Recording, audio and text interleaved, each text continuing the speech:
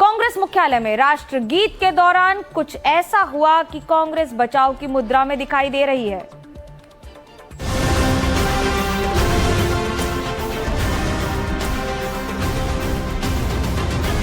राष्ट्रगीत वंदे मातरम को बंगाल से 1450 किलोमीटर का सफर तय कर दिल्ली के लाल किले तक पहुंचने में 151 साल लग गए। ये सोचकर ताज्जुब होता है, लेकिन जब जश्न आजादी के दिन इसी वंदे मातरम को लेकर सियासी विवाद हो जाए तो ताज्जुब और बढ़ जाता है।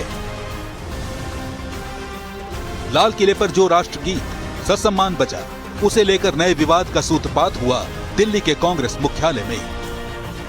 80वें स्वतंत्रता दिवस पर कांग्रेस के दफ्तर में Congress parliamentary party chairperson Sonia Gandhi, Lok Sabha में नेता प्रतिपक्ष राहुल गांधी, कांग्रेस के अध्यक्ष मल्लिकार्जुन खड़गे मौजूद थे। जब राष्ट्रगीत वंदे मातरम बजा, तब 2 छंद तक यानी शुरुआत के करीब 55 सेकंड तक सब ठीक था। कांग्रेस के नेता साथ में गा भी रहे थे। दावा किया जाता है कि उसके बाद जैसे ही तीसरा छंद शुरू हुआ, कांग्रेस नेताओं की भावभंगिमा असहज हो गई। राष्ट्रगीत बजता रहा, लेकिन कांग्रेस के बड़े नेता चुप हो गए। मल्लिकार्जुन खड़गे और सोनिया गांधी के बीच कुछ बात भी हुई। इसके बाद एक कांग्रेस कार्यकर्ता को बुलाकर कुछ कहा गया। राष्ट्रगीत करीब 3 मिनट तक चला और फिर झंडा गीत विजय विश्व तिरंगा प्यारा बजाया गया। लेकिन इस दौरान जिस असहजता का दावा किया जा रहा है, भारतीय जनता पार्टी ने उसमें सहज मौका खोज लिया। बीजेपी का आरोप है कि कांग्रेस ने राष्ट्रगीत वंदे मातरम का अपमान कर अपनी मानसिकता दिखाई है। हम कांग्रेस की सर्वोच्च नेतृत्व, क्योंकि इसमें तीनों शामिल हैं, सर्वोच्च नेतृत्व के इस आचरण की निंदा करते हैं और यह अपेक्षा करते हैं कि कांग्रेस पार्टी इसके लिए देश से माफी मांगे और यह स्पष्टीकरण दे कि उन्होंने ऐसा आचरण क्यों किया। और यदि कांग्रेस ऐसा नहीं करती है तो संविधान के प्रति उनकी सच्ची निष्ठा और स्वतंत्रता संग्राम के प्रति उनकी श्रद्धा और करोड़ों भारतवासियों के मान और सम्मान के प्रति उनके विश्वास पर गहरा प्रश्न चिन्ह खड़ा होता है। हालांकि राज्यसभा सांसद और कांग्रेस के सीनियर नेता जयराम रमेश ने इससे साफ इनकार किया। बोले, सोनिया ने खड़गे के लिए कुर्सी मंगवाने का इशारा किया था। कोई रोकने का कोई प्रयास नहीं था, कोई रोकने का प्रयास नहीं था, क्योंकि लंबे समय से कांग्रेस अध्यक्ष खड़े हुए थे। सोनिया जी कह रही थी उनके लिए कुर्सी लाके रख दो, बस, उसमें कोई नहीं था। जयराम रमेश ने बात पूरी मजबूती से रखी, लेकिन उन्हीं की पार्टी के 2 नेताओं ने उनकी दलील की गिल्लियां करीब करीब बिखेर दी। साफ कहा, कांग्रेस की परंपरा को राष्ट्रगीत के 2 ही छंद पसंद हैं। 1937 28 अक्टूबर कलकत्ता का CWC रेजोल्यूशन में स्पष्ट जो हमने रविन्द्रनाथ टैगोर जी की सलाह पे जो एक्सेप्ट किया था वर्जन वंदे मातरम का, वही वर्जन हमारी पार्टी के फंक्शंस में चलाना चाहिए। लेकिन आज तो पूरा बजा है। कह रहा हूँ चलाना चाहिए। इस देश की परंपरा में जो पार्लियामेंट में अडॉप्ट किया गया था उसमें ये नहीं रहा है, और अपने अपने तौर पर जो जहाँ गाना है गाए, लेकिन कांग्रेस की परंपरा में पार्लियामेंट में जो अडॉप्शन हुआ ये सब वो नहीं था जो आज हुआ है। तो इस पे विचार होगा, पार्टी के अंदर भी विचार होगा।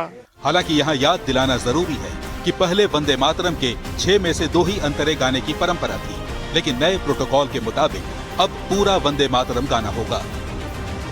शायद इसीलिए कांग्रेस नेताओं की कथित असहजता के बावजूद कांग्रेस मुख्यालय में भी पूरा वंदे मातरम बजाया गया।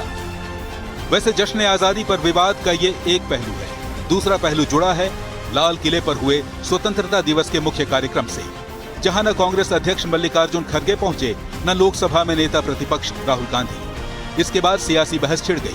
बीजेपी उनकी गैर मौजूदगी को राष्ट्रीय पर्व का अपमान बता रही है। लाल किले पर जब हम लोग थे तो फिर देखा कि एलओपी, खड़गे जी राज्यसभा के एलओपी है और राहुल गांधी जी लोकसभा के एलओपी है, एक संवैधानिक पद पे है। मैंने उनको उस व्यवस्था में वहां पर नहीं देखा, तो मैं अपने मित्रों से पूछा कि तो कहीं कि वो एक तरह से अवमानना है लोकतंत्र का। आज के दिन पक्ष विपक्ष नहीं होता, आज के दिन भारत के उत्साह और उत्सव का दिन है। ये दुर्भाग्यपूर्ण है सोच का। राहुल गांधी लोकसभा में नेता प्रतिपक्ष हैं और खड़गे राज्यसभा में विपक्ष के नेता हैं। दोनों संवैधानिक पदों पर हैं। जाहिर है लाल किले के राष्ट्रीय समारोह से उनकी गैर मौजूदगी को अगर बीजेपी मुद्दा बनाती है तो कोई हैरानी नहीं होनी चाहिए। लेकिन दावा किया जा रहा है कि कांग्रेस अध्यक्ष मल्लिकार्जुन खड़गे को दूसरी या तीसरी पंक्ति में सीट मिली थी, जहां तक पहुंचना उनके लिए असुविधाजनक था। जो स्वतंत्रता के आंदोलन में नहीं आए उनसे पूछो कि आप क्या ये कर रहे हो, झंडा फहरा रहे हो। जिन्होंने स्वतंत्रता का आंदोलन लड़ा उनसे पूछते हो कि आप आयोजन में नहीं आए। इनको मन में ये होगा कि ये लाल किले पर हमको ही भाषण करना है, ये नकली गांधी परिवार के सदस्यों को कोई भाषण करना है। ये गरीब परिवार से आते हुए मोदी जी कैसे भाषण कर रहे, इनके मन में ये है, ये अहंकार है। अपोजिशन का भी एक रोल रहता है, इन लोगों को आना चाहिए। ये तो बहुत रॉन्ग प्रथ है, बहुत गलत प्रथ इन लोगों ने डाल रहे हैं। हालांकि ये लगातार दूसरा मौका है जब 15 अगस्त पर हुए कार्यक्रम में न राहुल पहुंचे न खड़गे।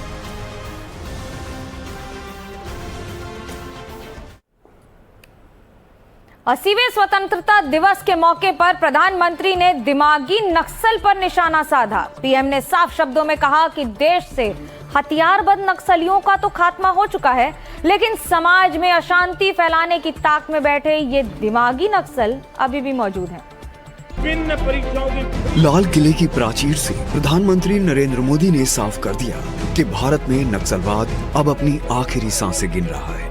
जंगलों में बंदूक के दम पर आतंक फैलाने वाला लाल आतंक घुटने टेक चुका है, लेकिन खतरा अभी टला नहीं है। बंदूक की जगह अब दिमाग से देश को तोड़ने की साजिश रची जा रही है, जिन्हें पीएम मोदी ने दिमागी नक्सल का नाम दिया है।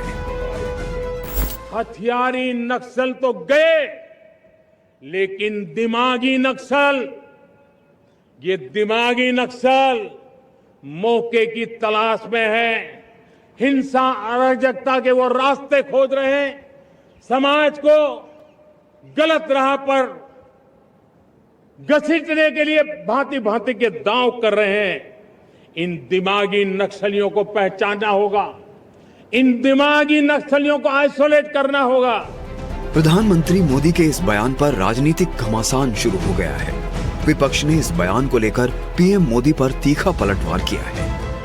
2-3 साल पहले उन्होंने अपने राजनीतिक विरोधियों को अर्बन नक्सल कहा। तब ये सवाल पूछा गया संसद में कि अर्बन नक्सल की परिभाषा क्या है। गृह मंत्री से जवाब आता है कि अर्बन नक्सल कोई चीज नहीं है, कोई परिभाषा नहीं है। आज प्रधानमंत्री लाल किले से दिमागी नक्सल की भाषा इस्तेमाल करते हैं अपने राजनीतिक विरोधियों को लेकर। बात ये है, हकीकत ये है कि जो मुद्दा अर्बन नक्सल उठाते हैं, जो प्रधानमंत्री के सोच में अर्बन नक्सल है, जो मांग वो उठाते हैं, वो मांग वो स्वीकार करते हैं। पहले गाली दो, अर्बन नक्सल कहो, दिमागी नक्सल कहो, और बाद में जो वो लोग कह रहे हैं अपने राजनीतिक विरोधी, उनको अपनाओ, उनके जो सोच है, उनके जो सलाह है, उनकी जो मांगे हैं, उसको पूरी करो। प्रधानमंत्री जी जो बोल रहे हैं वो कार्यकर्ताओं को शायद संदेश दे रहे हैं कि इस बच्चों को जो सरकार के खिलाफ लड़ रहे हैं उनको आप बौद्धिक नक्सलवादी वहां पे बोलो, या जो भी लोग सरकार के खिलाफ वहां पे बोल रहे हैं उसको आप बौद्धिक नक्सलवादी दो। मतलब पहले नक्सलवादी थे, उसके बाद अर्बन नक्सलवादी ये कॉन्सेप्ट लाया, अभी बौद्धिक नक्सलवादी वहां पे आया। धीरे धीरे लोगों को ही पता चल जाएगा कि जो सत्ता में है वो देश के विरोध में, लोगों के विरोध में जिस तरीके का, संविधान के विरोध में जिस तरीके का काम आ रहे हैं, तो ये लोग ही उनको शायद जो आज सत्ता में, उनको ही नक्सलवादी आते आते वहां पे कहेंगे। ऐसी सिचुएशन आ सकती है।